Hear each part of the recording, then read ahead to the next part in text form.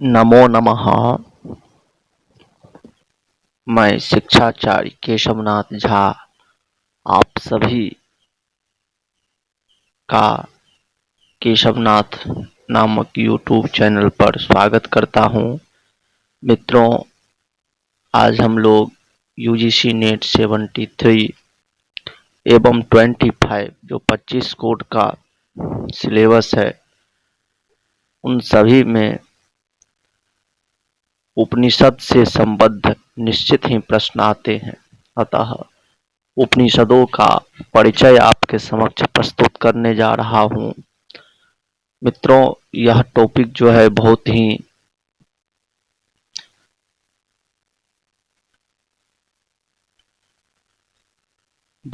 प्रष्टव्य है, अर्थात इस टॉपिक से प्रश्न पूछे जाते हैं। अतः आप लोग अच्छे से ध्यान दीजिए। आज हम लोग पढ़ने जा रहे हैं उपनिषदों का परिचय। उपनिषद का क्या परिचय है, यह सामान्य शब्दों में पढ़ने जा रहे हैं। उपनिषद हिंदू धर्म के महत्वपूर्ण श्रुतिधर धर्म ग्रंथ है। ये वैदिक वाङ्मय के अभिन्न भाग हैं। ये संस्कृत में लिखे गए हैं। इनकी संख्या लगभग 200 है, किंतु मुख्य उपनिषद 13 है। हर एक उपनिषद किसी न किसी वेद से जुड़ा हुआ है। इनमें परमेश्वर, परमात्मा, ब्रह्म और आत्मा के स्वभाव और संबंध का बहुत ही दार्शनिक और ज्ञानपूर्वक वर्णन दिया गया है।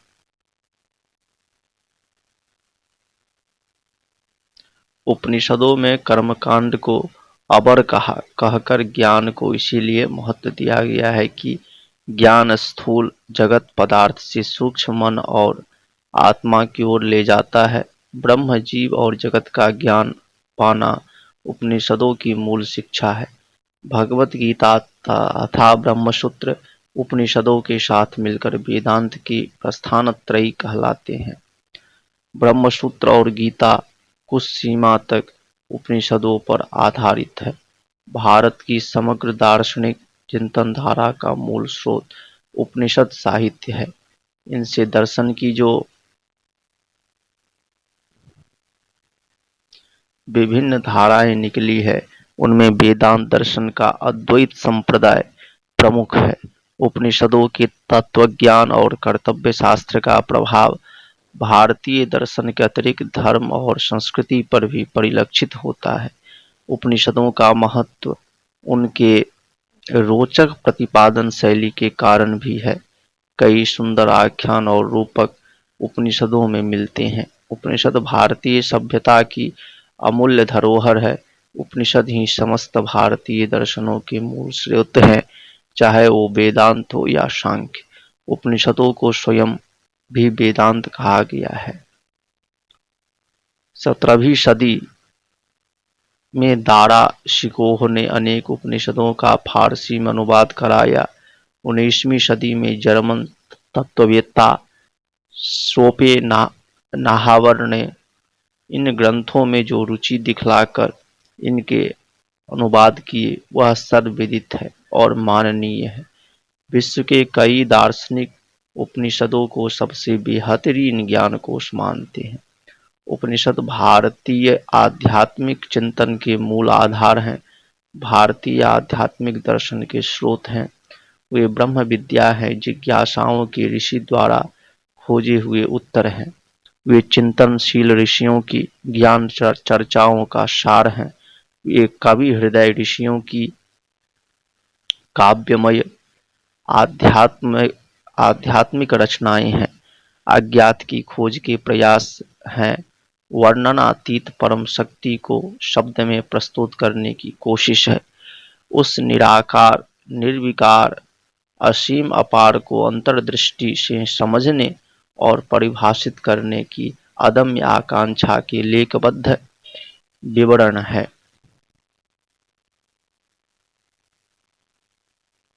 उपनिषद का अर्थ। अब मित्रों, हम लोग उपनिषद का अर्थ क्या होता है तो कहते हैं, भैया उपनिषदस्य अर्थः उपनिषद शब्द का साधारण अर्थ है समीप उपवेशन या समीप बैठना। ब्रह्म विद्या की प्राप्ति के लिए शिष्य गुरु के पास बैठना। यह शब्द उपनि उपसर्ग पूर्वक सद धातु से निष्पन्न होता है। सद धातु के तीन अर्थ हैं, विवरण, नाश और गति। क्या क्या अर्थ है? विवरण, नाश होना और गति पाना या जानना तथा अवसादन, शिथिल होना। उपनिषद में ऋषि और शिष्य के बीच बहुत सुंदर और गूढ़ संवाद है, जो पाठक वेद मर्म तक पहुंच जाता और विषय वस्तु उपनिषदों में मुख्य रूप से आत्मविद्या का प्रतिपादन है, जिसके अंतर्गत ब्रह्म और आत्मा के स्वरूप, उसकी प्राप्ति, साधन और आवश्यकता की समीक्षा की गई है। आत्मज्ञानी के स्वरूप, मोक्ष के स्वरूप आदि अवान्तर विषयों के साथ ही विद्या, अविद्या, श्रेयस, प्रेयस, आचार्य आदि तत्संबंधी विषयों पर भी भरपूर चिंतन उपनिषदों में मिलता है। वैदिक ग्रंथों में जो दार्शनिक और आध्यात्मिक चिंतन यत्र तत्र दिखाई देता है, वही परिपक्व रूप उपनिषदों में निबद्ध हुआ है। उपनिषद में सर्वत्र समन्वय की भावना दोनों पक्षों में जो ग्राह्य उसे ले लेना चाहिए। इसी दृष्टि से ज्ञान मार्ग, कर्म मार्ग, विद्या और अविद्या, संभूति असंभूति के समन्वय का उपदेश है। उपनिषदों में कभी कभी ब्रह्म विद्या की तुलना में कर्म कांड को बहुत हीन बताया गया है। ईशादि कई उपनिषदों में एकात्मवाद का प्रबल समर्थन करती है। उपनिषद ब्रह्म विद्या को द्योतक है। कहते हैं कि इस विद्या के अभ्यास से मुमुक्षु जन की अविद्या नष्ट हो जाती है, वह ब्रह्म की प्राप्ति करा देती है, जिससे मनुष्यों का गर्भवास आदि सांसारिक दुख सर्वथा शिथिल हो जाते हैं। अवसादन फलतः उपनिषद वे तत्व प्रतिपादक ग्रंथ माने जाते हैं, जिनके अभ्यास से मनुष्य को ब्रह्म अथवा परमात्मा का साक्षात्कार होता है। उपनिषदों की कथाएं। उपनिषदों में देवता, दानव, ऋषि, मुनि, पशु पक्षी, पृथ्वी, प्रकृति, चर अचर सभी माध्यम बनाकर रोचक और प्रेरणादायक कथाओं की रचना की गई है। इन कथाओं की रचना वेदों की व्याख्याओं के उद्देश्य से की गई है। जो बातें वेदों में जटिलता से कही गई है, उन्हें उपनिषदों में सरल ढंग से समझाया गया है। ब्रह्मा, विष्णु, महेश, अग्नि, सूर्य, इंद्र आदि देवताओं से लेकर नदी, समुद्र, पर्वत, वृक्ष उपनिषद के कथा पात्र हैं। उपनिषद गुरु शिष्य परंपरा के आदर्श उदाहरण। प्रश्नोत्तर माध्यम से सृष्टि गूढ़ रहस्य का उद्घाटन उपनिषद में सहज ढंग से किया गया है। विभिन्न दृष्टांतों और उदाहरणों, रूप को संकेतों और युक्तियों द्वारा आत्मा, परमात्मा, ब्रह्म आदि स्पष्टीकरण इतनी सफलता से उपनिषद ही कर सकता है। प्रमुख कथाएं। रजि की कथा, कार्तवीर्य की कथा, नचिकेता की कथा, उद्दालक और श्वेत केतु की कथा सत्य और आध्यात्मिक चिंतन की अमूल्य निधि है। मित्रों, उपनिषद भारतीय आध्यात्मिक चिंतन के मूलधारा, भारतीय आध्यात्मिक दर्शन के स्रोत हैं। वे ब्रह्म विद्या है, जिज्ञासाओं के ऋषियों द्वारा खोजे हुए उत्तर। वे चिंतनशील ऋषियों की ज्ञानार्चाओं का सार हैं। वे कवि हृदय ऋषियों की काव्यमय आध्यात्मिक रचनाएं हैं। अज्ञात की खोज प्रयास हैं। वर्णनातीत परम शक्ति शब्दों में बांधने की कोशिश है।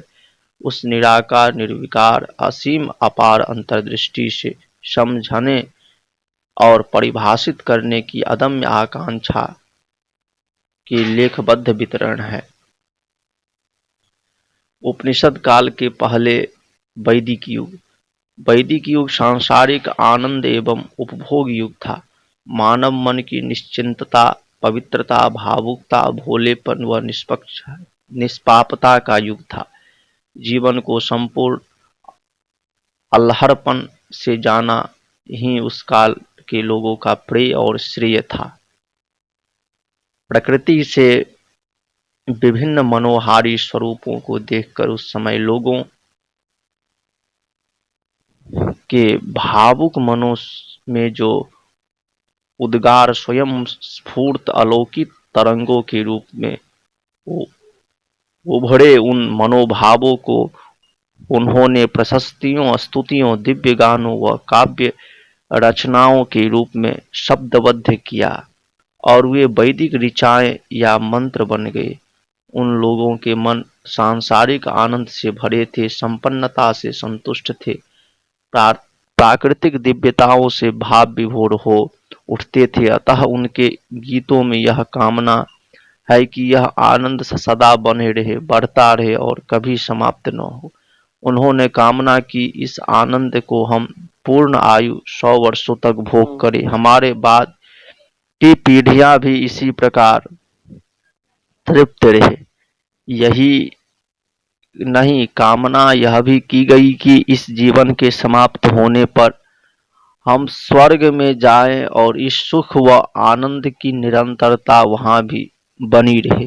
इस उद्देश्य की प्राप्ति के लिए विभिन्न अनुष्ठान भी किए गए। देवताओं को प्रसन्न करने के लिए आयोजन करके उनसे ये वरदान मांगे गए। जब प्रकृति करवट लेती थी तो प्राकृतिक विपदाओं का सामना होता था, तब उन विपत्तियों के काल्पनिक नियंत्रक देवताओं यथा मरुत, अग्नि, रुद्र आदि तुष्ट व प्रसन्न करने के अनुष्ठान किए जाते थे और उनसे प्रार्थना की जाती थी कि ऐसी विपत्तियों को आने दे और उनके आने पर प्रजा की रक्षा करे। कुल मिलाकर वैदिक काल के लोगों का जीवन प्रफुल्लित, आह्लादमय, सुखाकांक्षी, आशावादी और जिजीविषापूर्ण था। उनके विषाद, पाप या कष्टमय जीवन विचार की छाया नहीं थी। नरक, उसमें मिलने वाली यातनाओं की कल्पना तक नहीं की गई थी। कर्म को यज्ञ और यज्ञ को ही कर्म माना गया था। उसी के सभी सुखों की प्राप्ति संकटों का निवारण हो जाने की अवधारणा थी। यह जीवन शैली दीर्घ काल तक चली, पर ऐसा कब तक चलता? एक दिन तो मनुष्य के अनंत जिज्ञासु मस्तिष्कों में और वर्तमान कभी संतुष्ट न होने वाले मन यह जिज्ञासा, यह प्रश्न उठना ही था कि प्रकृति इस विशाल रंगभूमि के पीछे सूत्रधार कौन, इसका सृष्टि निर्माता कौन, इसका उदाहरण कहाँ है, हम कौन हैं, कहाँ से आए हैं, यह सृष्टि अंततः कहाँ जाएगी, हमारा क्या होगा। शनै शनै यह प्रश्न अंकुरित हुए, फिर शुरू हुई इन सब के उत्तर खोजने की ललक तथा जिज्ञासु मन मस्तिष्क की अनंत खोज। या कुछ लोगों की जीवन देखने की क्षमता गहरी होने लगी, जिसकी वजह से उनके जीवन चक्र दिखने लगा। जीवन में सुख दुख दोनों हैं ये दिखने लगा। कुछ लोगों को ये लगने लगा कि जीवन क्या सिर्फ यही है। उन्होंने ना कहना शुरू किया। पेट केंद्रित जीवन को इसी ना से उपनिषद की शुरुआत हुई, उपनिषदकालीन विचारों का उदय। ऐसा नहीं है कि आत्मा, पुनर्जन्म, कर्म फलवाद के विषय में वैदिक ऋषियों ने कभी सोचा ही नहीं था। ऐसा भी नहीं था कि जीवन के बारे में उनके ध्यान न था। ऋषियों ने यदा कदा इस विषय पर विचार किया था, जिसके बीज वेदों में यत्र तत्र मिलते हैं, परंतु यह केवल विचार मात्र था, कोई चिंता या भय नहीं। आत्मा शरीर से भिन्न तत्व है और इस जीवन की समाप्ति के बाद वह परलोक जाती है। इस सिद्धांत का आभास वैदिक ऋचाओं में मिलता है, परंतु संसार में आत्मा आवागमन क्या होता है इसकी खोज में वैदिक ऋषि प्रवृत्त नहीं हुए। उनकी समस्त सीमाओं के साथ सांसारिक जीवन वैदिक ऋषियों का प्रिय था। प्रिय को छोड़कर श्रेय की ओर बढ़ने की आतुरता उपनिषदों को समय जगी। तब मोक्ष के सामने गृहस्थ जीवन निस्सार हो गया एवं जब लोग जीवन से आनंद लेने के बजाय उसके पीठ फेरकर संन्यास लेने लगे। हाँ, यह भी हुआ। वैदिक ऋषि में यह पूछकर शांत हो जाते थे, यह सृष्टि किसने बनाई और कौन देवता है जिसकी हम उपासना करें। वहां उपनिषदों के ऋषियों ने सृष्टि बनाने वाले संबंध कुछ सिद्धांतों का निश्चय कर दिया। उस सत भी पा लिया जो पूजा उपासना वस्तुतः अधिकार है। वैदिक धर्म पुराना आख्यान बंद और नवीन आख्यान उपनिषद है। वेदों में यज्ञ धर्म का प्रतिपादन किया गया और लोगों को यह सीख दी गई कि इस जीवन में सुखी, संपन्न तथा सर्वत्र सफल विजयी रहने के लिए आवश्यक है कि देवताओं को तुष्टि और प्रसन्नता के लिए यज्ञ किए जाए। विश्व की उत्पत्ति का स्थान यज्ञ है। सभी कर्मों में श्रेष्ठ कर्म यज्ञ है। यज्ञ के कर्मफल स्वर्ग प्राप्ति होती है। ये ही सूत्र चारों ओर गुंजित थे। दूसरे, जब ब्राह्मण ग्रंथों ने यज्ञ को बहुत अधिक महत्व दे दिया और पुरोहितवाद तथा पुरोहितों की मनमानी अत्यधिक बढ़ गई, तब इस व्यवस्था के विरुद्ध प्रतिक्रिया और विरोध की भावना का सूत्रपात हुआ।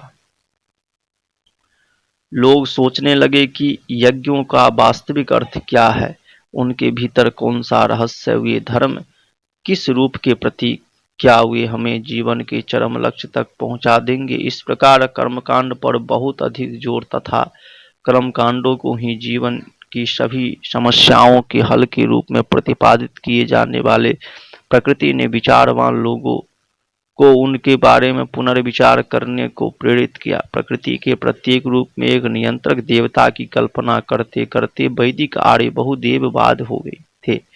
उनके देवताओं में उल्लेखनीय इंद्र, वरुण, सविता, सोम, अश्विनी कुमार, मरुत, पूषण, मित्र, पितर, यम आदि। तब एक बौद्धिक व्याग्रता प्रारंभ हुई। उस एक परम शक्ति के दर्शन करने या उसके वास्तविक स्वरूप समझने की, जो संपूर्ण सृष्टि का रचयिता और इस देवताओं के ऊपर की सत्ता। इस व्याग्रता की उपनिषदों के चिंतनों का मार्ग जो है प्रशस्त किया। उपनिषदों के स्वरूप, अब कह रहे भैया उपनिषदों के स्वरूप क्या है, यह हम लोग देखते हैं। उपनिषद चिंतनशील एवं कल्पनाशील मनीषियों की दार्शनिक काव्य रचनाएं हैं। जहाँ गद्य लिखे गए वे पद्यमयी गद्यमयी रचनाओं में ऐसे शब्द शक्ति, ध्वन्यात्मक लव एवं अर्थ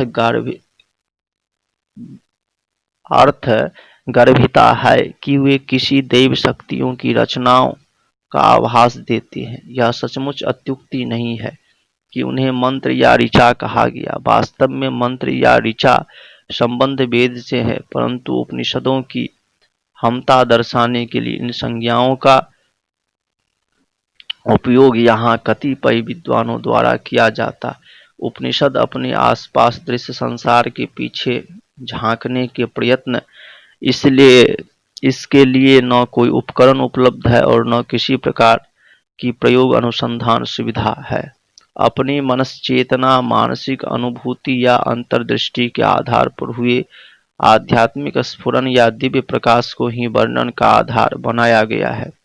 उपनिषद आध्यात्म विद्या के विविध अध्याय हैं जो विभिन्न अंतः प्रेरित ऋषियों द्वारा लिखे गए। इनमें विश्व की परम सत्ता के स्वरूप, उसके अवस्थान, विभिन्न प्राकृतिक शक्तियों के साथ उसके संबंध, मानवीय आत्मा में उसकी एक किरण की झलक या सूक्ष्म प्रतिबिंब की उपस्थिति आदि को विभिन्न रूपकों, प्रतीकों के रूप में वर्णित किया गया। सृष्टि के उद्गम एवं उसकी रचना के संबंध में गहन चिंतन या स्वयं स्फूर्त कल्पना से उपजे रूपांकन को विविध बिंबों और प्रतिबिंब के माध्यम से प्रस्तुति करने का प्रयत्न किया गया। अंत में कहा गया कि हमारी श्रेष्ठ परिकल्पना आधार पर जो कुछ हम समझ सके वह यह है। इसके आगे इस रहस्य का शायद परमात्मा ही जानता हो, शायद भी नहीं जानता हो। संक्षेप में वेद संसार में दृश्यमान प्रकट प्राकृतिक शक्तियों के स्वरूप समझने, उन्हें अपनी कल्पनानुसार विभिन्न देवताओं का जामा पहनाकर उसकी आराधना करने, उन्हें तुष्ट करने तथा उनसे सांसारिक सफलता, संपन्नता एवं सुरक्षा पाने के प्रयत्न किए गए थे। उन तक अपनी श्रद्धा को पहुंचाने का माध्यम यज्ञों को बनाया गया था। उपनिषद उन अनेक प्रयत्नों का विवरण है जो इन प्राकृतिक शक्तियों के पीछे परम शक्ति या सृष्टि की सर्वोच्चता सत्ता से साक्षात्कार करने की मनोकामना के साथ किए गए। मानवीय कल्पना, चिंतन क्षमता, अंतर्दृष्टि क्षमता जहाँ तक उस समय दार्शनिक मनीषियों या ऋषियों को पहुंच सकी, उन्होंने पहुंचने का भरसक प्रयत्न किया। यही उनका उनका जो था तप था। उपनिषदों का वर्गीकरण, अब जो है उपनिषद का वर्गीकरण कर रहे हैं। उपनिषद 108 उपनिषदों को अनेक प्रकार से वर्गीकृत किया गया है। वेद से संबंध, वैदिक संहिताओं के अनंतर वेद के 3 प्रकार के ग्रंथ हैं, ब्राह्मण, आरण्यक, उपनिषद। इन ग्रंथों का सीधा संबंध अपने वेद से होता है, जैसे ऋग्वेद के ब्राह्मण, ऋग्वेद के आरण्यक, ऋग्वेद के उपनिषद तथा ऋग्वेद का संहिता ग्रंथ मिलाकर भारतीय परंपरा के अनुसार ऋग्वेद कहलाता है। किसी उपनिषद का संबंध किस वेद से है, इस आधार पर उपनिषदों के निम्नलिखित श्रेणियों में विभाजित किया जाता है। ऋग्वेद के 10 उपनिषद हैं, शुक्ल यजुर्वेद के 19 उपनिषद हैं, कृष्ण यजुर्वेद के 32 उपनिषद हैं, सामवेद के 16 उपनिषद हैं, अथर्ववेद के 31 उपनिषद हैं। कुल मिलाकर 108 उपनिषद है। इनके अतिरिक्त नारायण, नृसिंह, राम, तापनी तथा गोपाल 4 उपनिषद और हैं। मुख्य उपनिषद एवं गौण उपनिषद। मुख्य उपनिषद विषय की गंभीरता तथा विवेचन की विशदता के कारण 13 उपनिषद विशेष समान तथा प्राचीन माने जाते हैं। जगत गुरु आदि शंकराचार्य ने 10 पर अपना भाष्य लिखा। इस ऐतरेय, कठकेन, छांदोग्य, प्रश्न, तैत्तरीय, बृहदारण्यक, मांडुक्य, मुंडक, ये 10 वे उपनिषद हैं जिन पे शंकराचार्य जी भाष्य लिखे हुए हैं। उन्होंने 3 को प्रमाण कोटि में रखा, श्वेता, स्वतर, कौशितकी और मैत्रायनी को। अन्य उपनिषद तत्त देवताओं विषयक होने के कारण तांत्रिक माने जाते हैं। ऐसे उपनिषदों में शैव, शाक्त, वैष्णव तथा योग विषयक उपनिषदों का प्रधान गणना है। प्रतिपाद्य विषय के आधार पर डॉक्टर ड्यूसेन, डॉक्टर बेलकर तथा रांडे ने उपनिषदों का विभाजन प्रतिपाद्य विषय की दृष्टि से इस प्रकार किया।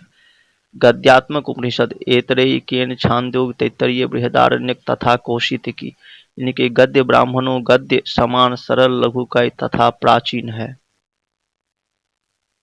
पद्यात्मक उपनिषद इस कठ, श्वेता, स्वतर तथा नारायण, इनका पद्य वैदिक मंत्रों के अनुरूप सरल, प्राचीन तथा सुबोध है।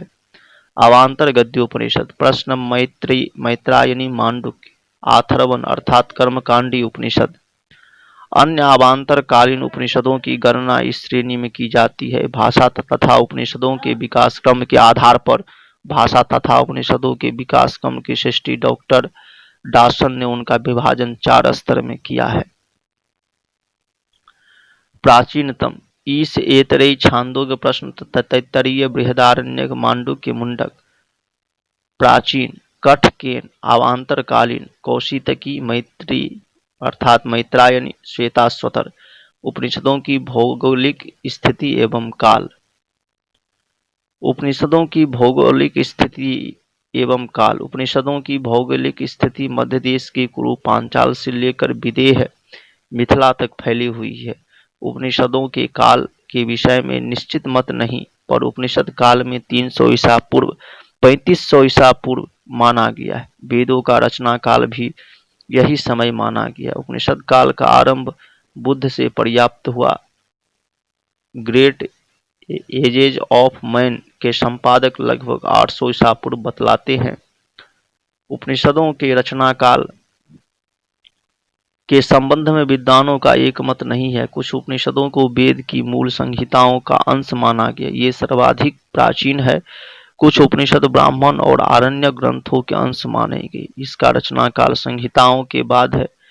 उपनिषदों के काल के विषय में निश्चित मत नहीं है। सामान्यतः उपनिषदों का काल रचना काल 3000 ईसा पूर्व से 500 ईसा पूर्व माना गया है। उपनिषदों के काल निर्णय के लिए निम्न मुख्य तथ्यों को आधार माना गया है।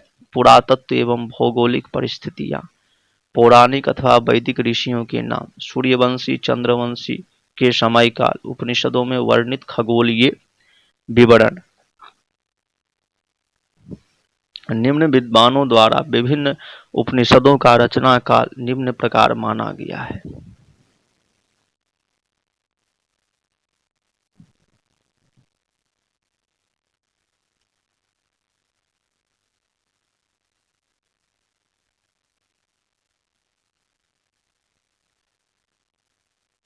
नमस्कार मित्रों, धन्यवाद।